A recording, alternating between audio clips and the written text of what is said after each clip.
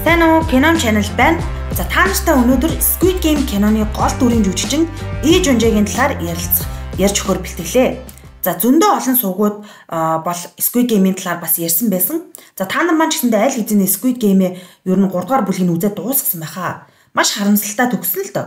Гэхдээ яг бүгдээрээ өнөөдөр Squid Game-ийнхаа гол дүрийн ажишийг сайхан сэтгэлдээ эрэлхийг зоригт гих хүний талаар бүгдээрээ ярилцгаая.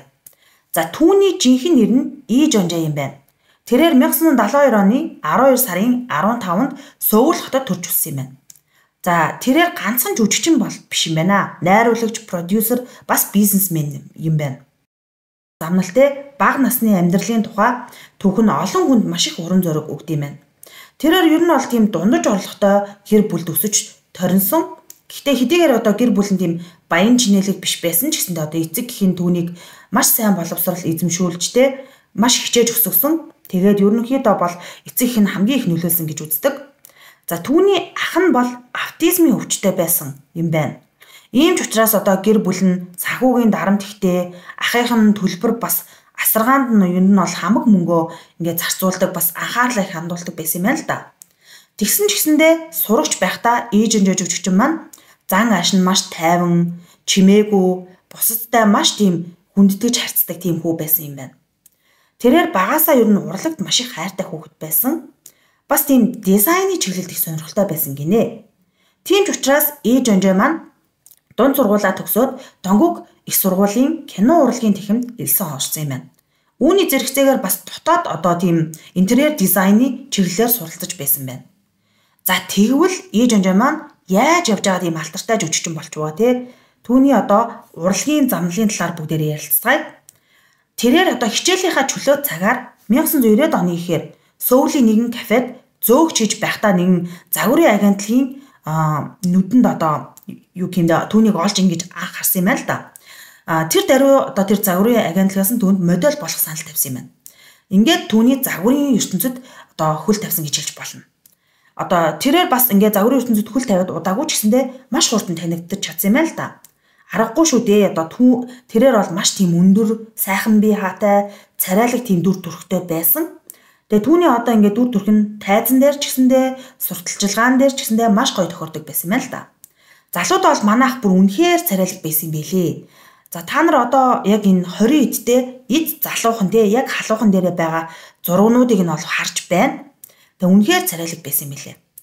За түүний жүжигчний одоо анхны алхам те дебют нь 1993 онд телевизийн нэг цуврал болох Dinosaur Teacher гэдэг нэм цувралд туслах дүрээр ингээд дебют хийжсэн юм байна.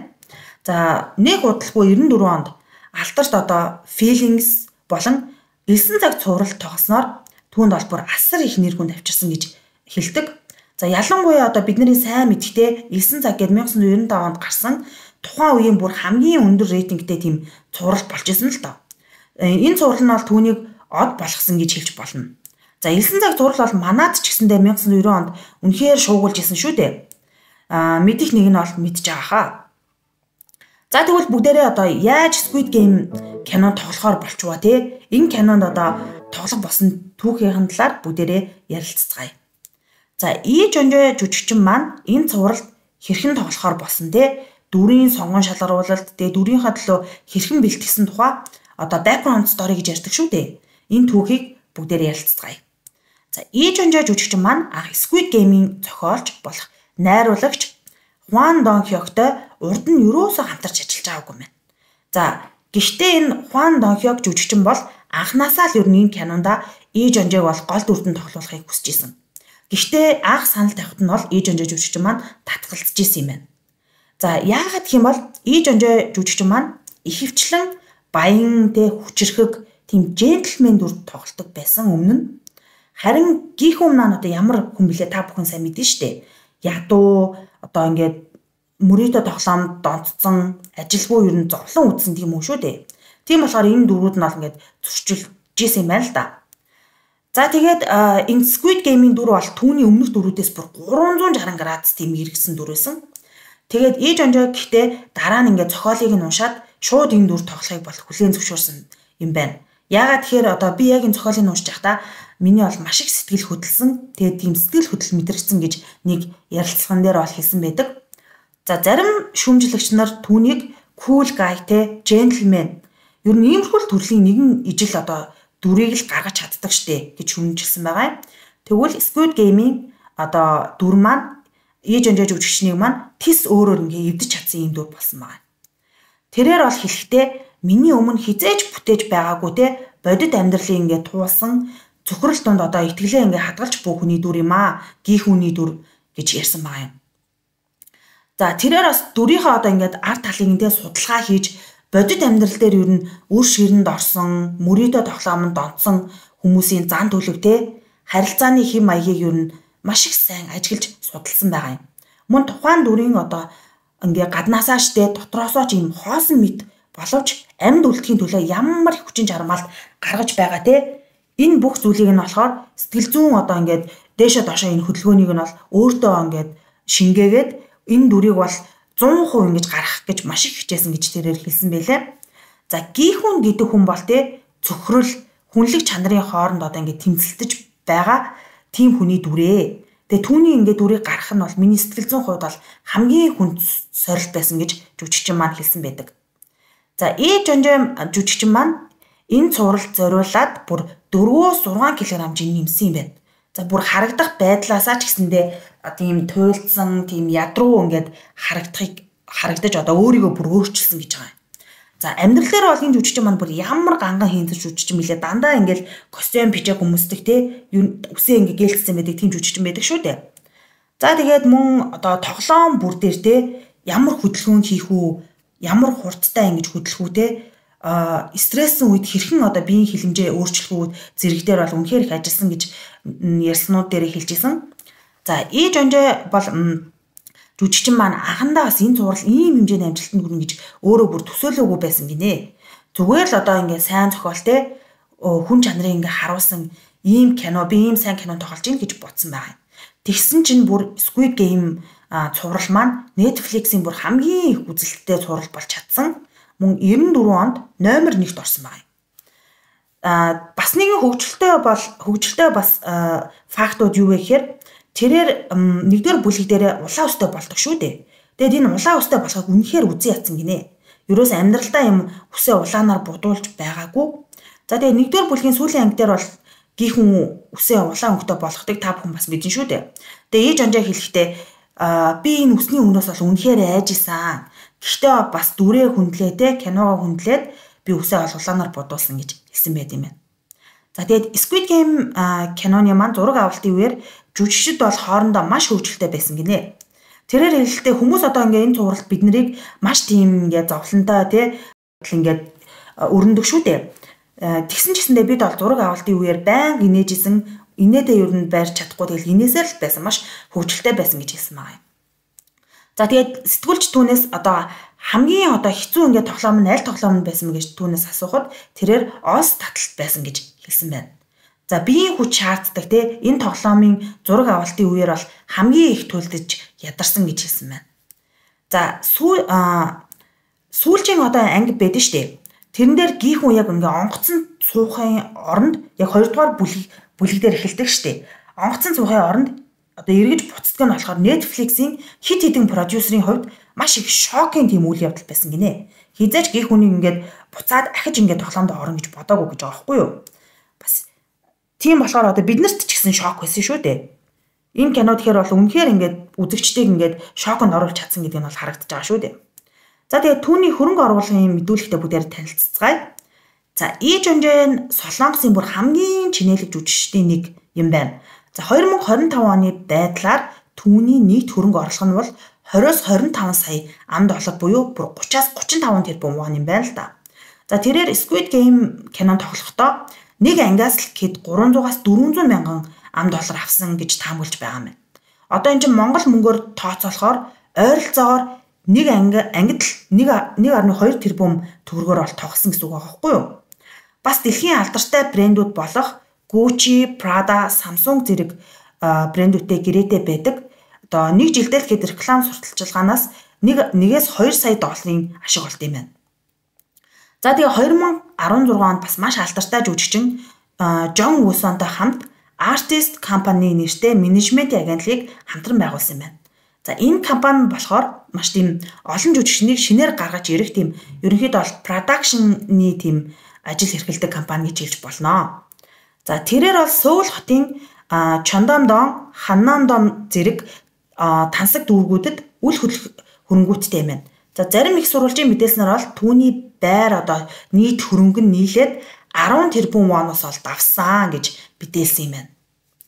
За бүгдээрээ дараагийн хэсэгтээ түүний талаар сонирхолтой баримтуудаас дурдъя. За түүний хамгийн дуртай спорт нь сагсан бөмбөг юм байна. Өөрөө нэг ярьсгандаа хэлснээр за сагсан бөмбөг тоглох үед бол би бүх зүйлийг мартдаг. Энэ бол миний амьдралын стрессийг тайлах хамгийн гоё арга юм а гэж хэлсэн байна. За мөн тэрээр бол интерьер дизайн маш их дуртай гэж өмнө нь дурдсан шүү дээ. Энэ нь бол түүний бас нэгэн мэрэгжил.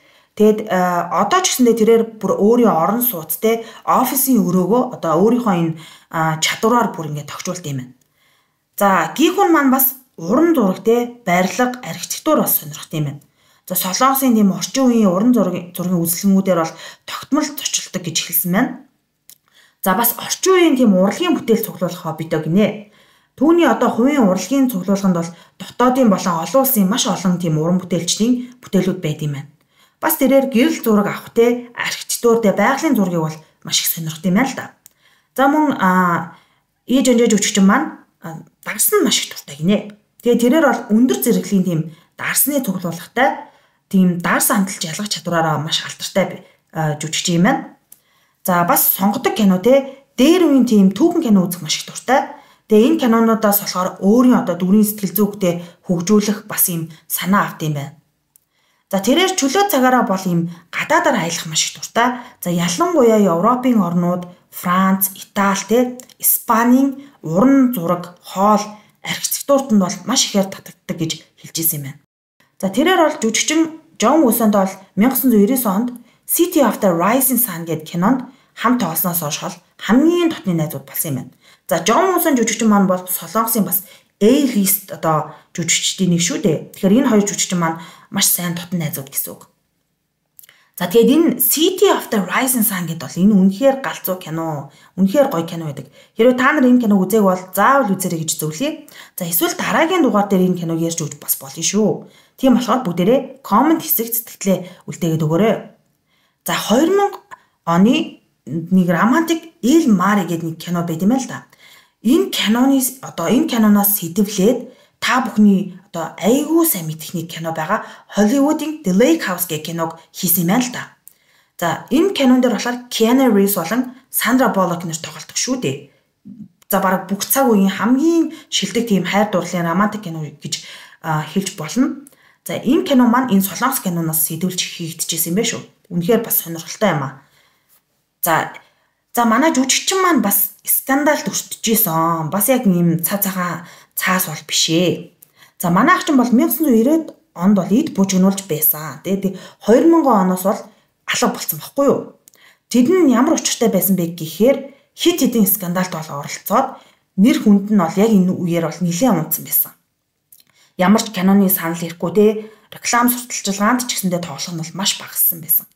За 1999 он 2000 онуудад 2 ч удаа бүр согтуу жолоо барьж байгаад осол гаргасан байгаа юм. За үүний улмаас тэрээр олон нийтийн шүүмжлэлд өртсөн. Зарим одоо реклам сурталчилгааны одоо саналаа гэрээнүүдээ хүртэл алдсан байна. Олон нийт түүнийг хариуцлагагүй, хууль зөрчсөн тэгээд ер нь бол тахаа гэж бол маш их үзээд тэгээд ад үзсэн байгаа юм. За бас 1999 он болон 2000 онд 2 удаа бусадтай зодтолсон хэрэгээр цагдаад одоо баривчлагдчихсэн юм байна. За 1999 онд болохоор Сөүл дахь шөнийн клубт нэг эрэгтэйтэй ингээд зодоон цохон хийгээд за 2000 онд болохоор Бусан хотод нэг эмэгтэй хүнийг одоо ингээд татаж ингээд чангаасан те гэмтэл учруулсан гэх одоо тийм маргаанд өртчихсэн юм байна л да. Гэхдээ энэ хоёр хэрэг нь болохоор ямар ч тийм ял шийтгэл хүртээгүй. Тэгээд гэхдээ бол нэр хүндэд нь маш тийм сөрөг нөлөө үзүүлсэн. За бас 2013 онд бас нэгэн скандалд өртсөн. Энэ нь болохоор ижил хүстэндээ холбоотой тийм скандал байгаа юм. За 2013 онд болохоор Vogue Korea гэх сэтгүүлд бол ярьслага өгсөн юм байна л да. За энэ ярьслагаас бол ихтэй энэ скандал нь. Түүний хэлсэн үг нь бол олон нийтийн дургуутслыг маш их хүргэсэн. Тэрээр бол найздаа хандан хэлэхдээ stop being gay, haven't you been that way enough гэж хэлснээсээ болоод homophobic буюу одоо ижил хүснүүдийн эсрэг үзэл гарсан гэж олон нийтийн эсэргүүцлийг бол маш ихээр авсан юм байна. За тэгээ энэ найз нь бас нас барсан юм байна. Дараагаар нь за тэгээ энэ ярилцлагыг нь бол үзэх гэсэн чинь одоо яг тэр үедээ гараад удаагүй байхдаа шууд устгадаж байсан юм байна. Тийм болохоор одоо бол ерөөсөө олдохгүй байлээ. За тэгээд энэ ингэж хэлснээсээ болоод маш мэдрэмжгүй те бусдын чиг хандлагыг ойлгодоггүй гэж буруутгасан байгаа. Гэхдээ бол ижонжоо жүжигчин маань дараа нь яг энэ талаараа бол олон нийтээс уучлалтгүйсэн байт юм байлээ. За бүгдээрээ сүүлийн одоо хэсэг дээр хайр дурлалын тухай бүгдээрээ ярьцгаая. За ижонжоо жүжигчин маань одоогоор бол гэрлээгүй. За аль бие ёсоор бол ихнэргүй. За мөн хүүхдтэй гих аль бие ёсны мэдээлэл бол ерөөсөө байхгүй байлээ. Тэгээ ижонжоо жүжигчний маань ер нь юм хайр дурлалтай гэр бүлийн харилцааны талаар мэдээлэл нь бол маш их нууцлагдмал хаалттай байд юм байна. Гэхдээ тэрээр бол урт удаан одоо хугацааны доктортой тийм нэг бүсгүйтэй харилцаатай байгаа. Бараг 10 жил үргэлж байгаа жилж болно. Энэ эмэгтэй нь бас олонний тал эмэгтэй байд юм байна л да. За найз бүсгүйг нь болохоор Им Серион гэдэг юм байна. Дэсан гэж Солонгосын маш тийм групп компани алдартай групп компани дэд дарах хийдэг юм бүсгүй юм байна. За өмнө нь бол энэ бүсгүй нь Samsung Electronics-ийн тэргүүн Jian-той гэрэлж байгаад салсан юм байна. За 2015 оноос хойш ижонжоо жүжигчэндээ бол одоо нээлттэй харилцаатай байгаа юм байна л да. Тэд олон нийтийн одоо арга хэмжээ, улаан хевсний ёслолд хамт оролцдог. Гэхдээ яг одоогор бол гэрлэх тухай нь бол ямар ч тийм мэдээлэлтэй тодорхой төлөвлөгөө байхгүй байна. За тэдний харилцаа нь бол 10 гаруй жил маш тийм эрүүлтэй хэвийн ингээ үргэлжилж байгаа юм байна. За өнөөдрийн дугаарын төгсгөлд Ижонжоо жүжигчний тоглосон маш тийм гоё кинонуудаас бол та бүхэндээ санал болгож байна.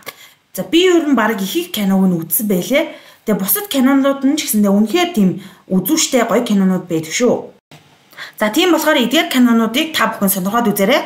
За тэгээд бүгдээрээ сайхан наадмын дараа бүгдээрээ гоё илүү гоё контентоор уулзцгаая. За бай. Хуг байлаа.